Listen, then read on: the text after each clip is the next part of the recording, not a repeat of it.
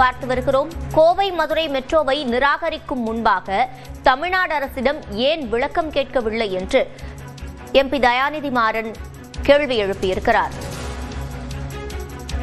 அமைச்சர் முரணான தகவலை கொடுத்திருக்காங்க, அதனால தான் ரிஜெக்ட் பண்ணிருக்காங்க மெட்ரோ ப்ராஜெக்ட்.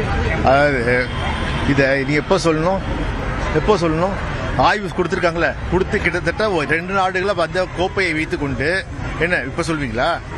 அதாவது இப்போது அது பத்திரிகைகள் சொல்வதனால் நீங்க எழுத்து கேட்டிருக்கலாம்ல.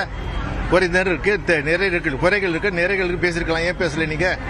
அதானே 14ஆம் தேதியே வந்துருச்சு ரிப்ளை. ஆனா மோடி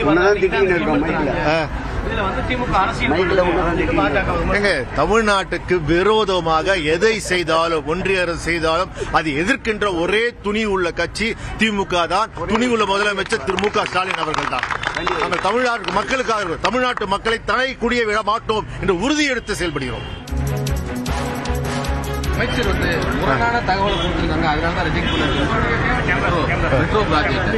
அதாவது இதை நீ எப்போ சொல்லணும் ஆய்வு கொடுத்துருக்காங்களே, கொடுத்து கிட்டத்தட்ட 2 நாடுகளை அந்த கோப்பையை வைத்துக் கொண்டு என்ன இப்ப சொல்வீங்களா? அதாவது இப்போது அது பத்திரிகைகள் சொல்வதனால் நீங்க எழுத்து கேட்டிருக்கலாம்ல. குறை நேரம் இருக்கு, நிறைய இருக்கு, குறைகள் இருக்கு, நிறைகள் இருக்கு, பேசிருக்கலாம். ஏன் பேசல நீங்க?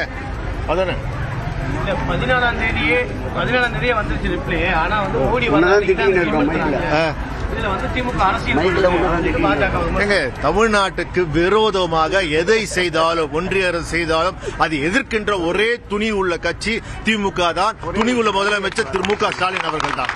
நாங்கள் தமிழ்நாட்டு மக்களுக்காக, தமிழ்நாட்டு மக்களை தலை குடிய விட மாட்டோம் என்று உறுதி எடுத்து செயல்படுகிறோம்.